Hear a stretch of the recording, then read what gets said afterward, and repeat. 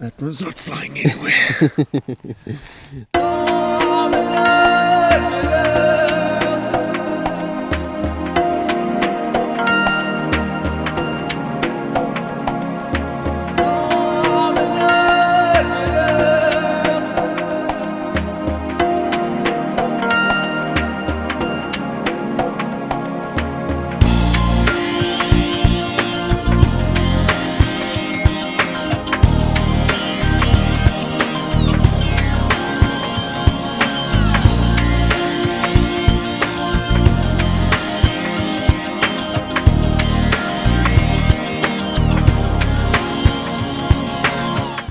This episode takes us to a new location that I've actually never visited before. It's a breathtakingly gorgeous dairy farm tucked away in the Fish River Valley in South Africa's Eastern Cape.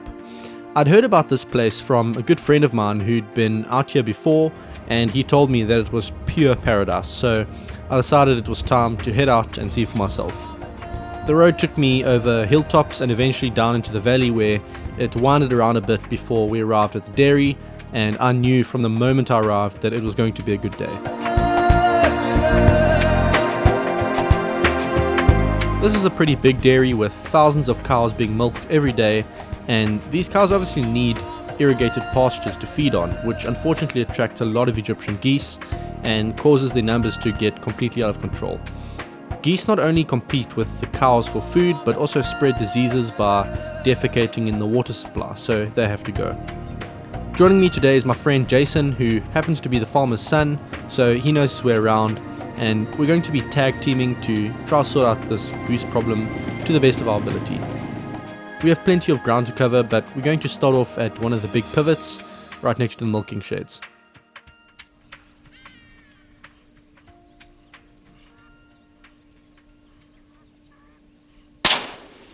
Oof. So first goose down for the day. We've actually got beautiful weather here today. There's no wind, so that's going to be nice if we want to take some longer shots. You know, you can get comfortable and shoot probably a few hundred meters, no problem. I've got the 260 here as well, so we can use that. But for now, we started with the 22-250 Egyptian goose at pretty close range. I'd say just over 100 meters, and 22-250 is perfect for this kind of job because you know you got that bullet coming in here, 50 grain VMAX at 3,800 feet per second. And expanding nicely, very, very humane, puts him down on the spot. Got that on the scopecam as well, which is fantastic, but a lot of work to be done here. It's a big farm. We're seeing a lot of geese. I can actually hear them flying behind me here, so let's keep going and see what else we can get.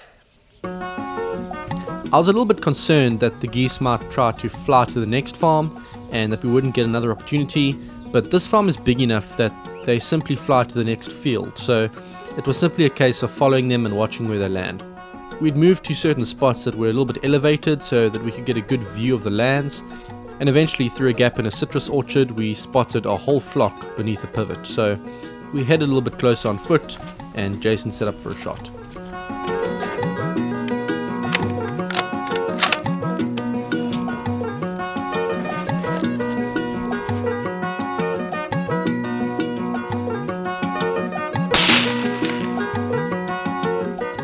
I didn't see anything drop, I just saw the rest of the flock fly off, but Jason was sure he'd hit one and he was spot on.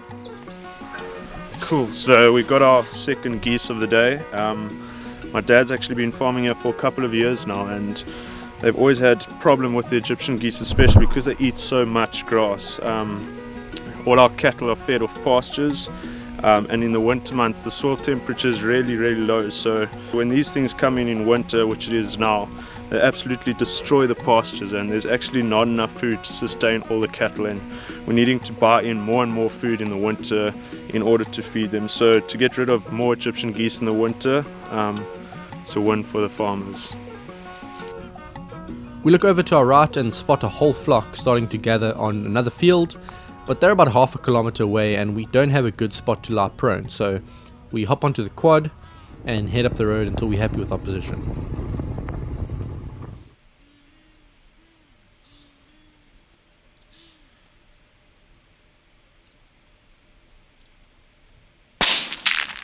Dead. Oh, nice. So this was about 210 meters away. I dialed to 200 on the scope with a 22-250 because it's such a flat shooting rifle. The difference between 100 meters and 200 meters is only 3 clicks, which is nothing. So, yep, dialed 3 clicks up, aimed pretty much dead on, and he went straight down, solid thud. It looks like I actually just nicked him on the back, but that was enough to put him down pretty easily. So I'm happy with that. We're using the right tool for the job for sure. Yep, I could have come out here with the air guns, but I don't think I would have got anywhere near close enough to take humane shots on the geese. So, you know, when you're doing pest control job like this, you choose whichever tool is best for you. But I have noticed there's a lot of doves and starlings and stuff around the dairy, so maybe next time I'll come back with the air gun and see if I can do some damage with that on the smaller birds. But for now, really happy to get some geese down. Third one down. Let's keep moving. We spot a few more flying in, and this time I decide to set up on the quad itself, almost in some kind of awkward position that you'd see at an NRL match or something, and it works out pretty well.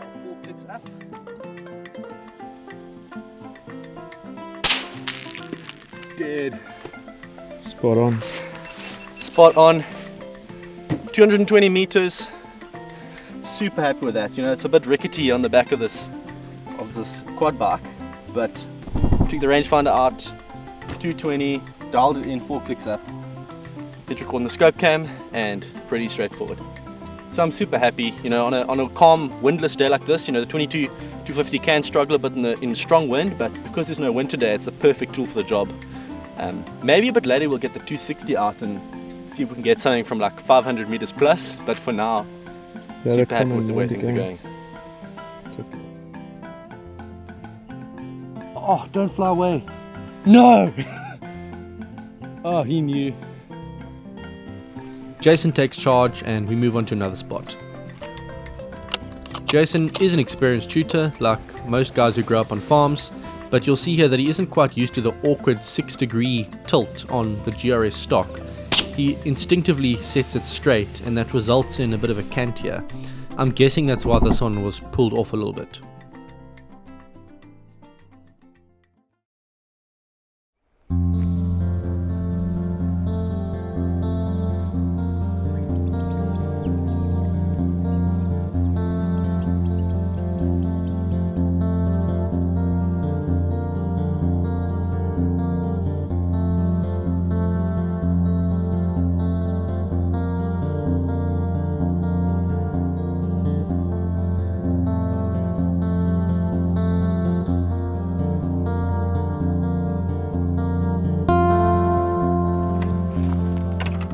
So, Jason and I are standing here along the banks of the Great Fish River.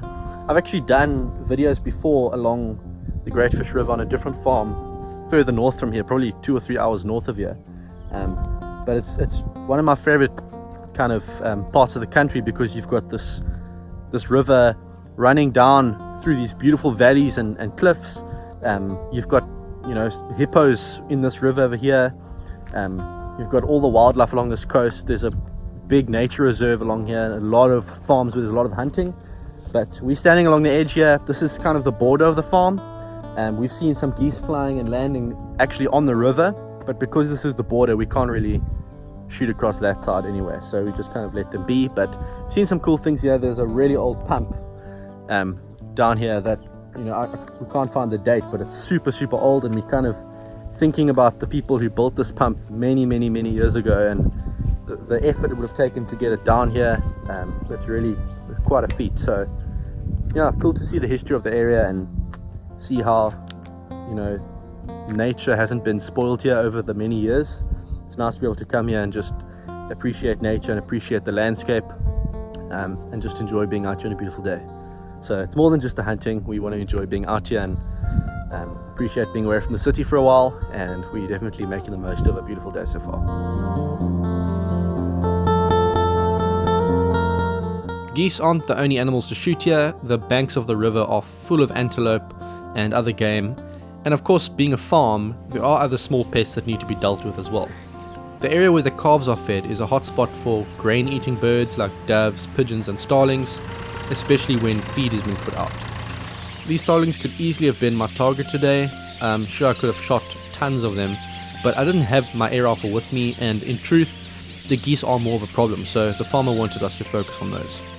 So after a little water break, it was back on the goose trail and hoping to hear that satisfying thud again.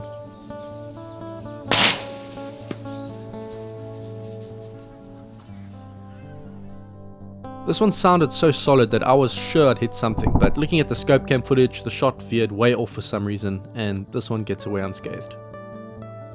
The next one, however, isn't so lucky.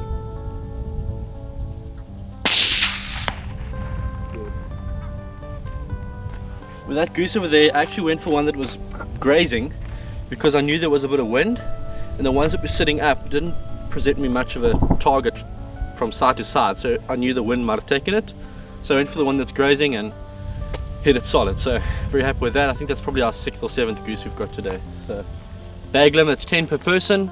So if we wanted to, we could probably shoot 10 each, but I think they're starting to get a bit skittish now, so I'm not sure how many opportunities we'll get. I line up on one just short of 400 meters and I get the wind wrong here. This little 50 grain VMAX gets blown around quite easily and I just don't hold enough. Oh, just right. Very close. I just didn't hold enough for wind, but elevation was perfect. Bullet just hit a little bit right. See, these 22-250s, a little 50 grain VMAX gets blown around so quick, so easily by the wind, that it's always tricky to estimate. But very close.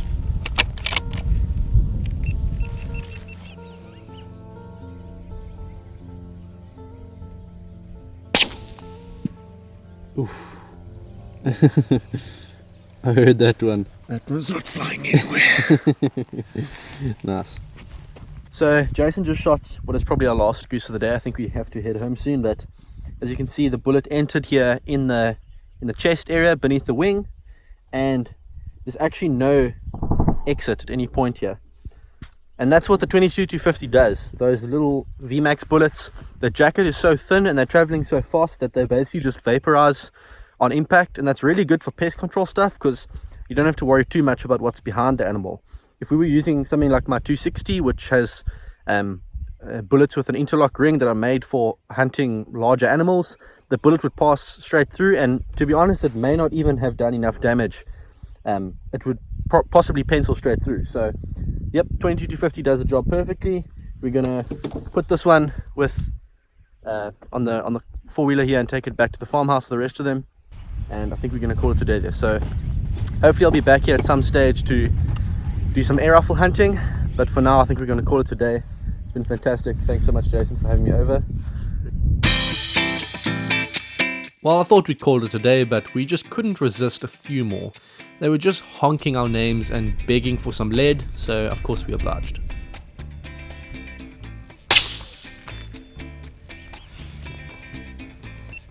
And just when we thought we were done, one more goose shows up, 205 meters straight down. So yeah, our ranges have been probably between 100 and 250 meters today, and those ranges have been pretty easy for this gun. There's been no wind for the most part, so it's been good. On yourselves up. We then spot another big flock, and you can hear the wind is pumping now, so I take my time on this one. I pick out a goose that's giving me a good angle, not that it matters with a 22-250, and I send it.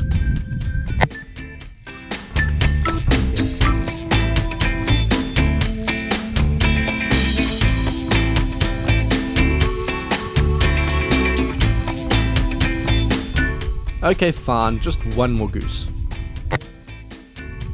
Or maybe two. Well, I was a little bit unsure about how many opportunities we'd get today. Usually when hunting geese, in my experience in the past, you shoot one or two and the rest just, they get smart and they're gone. But for some reason, they've kind of hung around today. They keep coming back, so we've been able to continually just, keep moving from spot to spot and keep shooting them. I think we just shot the 10th one now. And I've actually just heard via a friend of mine over WhatsApp that the bag limit a few days ago was increased to 15 per person per day. So, we could probably keep shooting if we wanted to, but that's definitely the last one. I know I keep saying that, but we definitely have to head home now. Jason's just down there collecting that goose up, and then we're going to get going. And that, my friends, is unfortunately the end of another episode. I hope you enjoyed this one.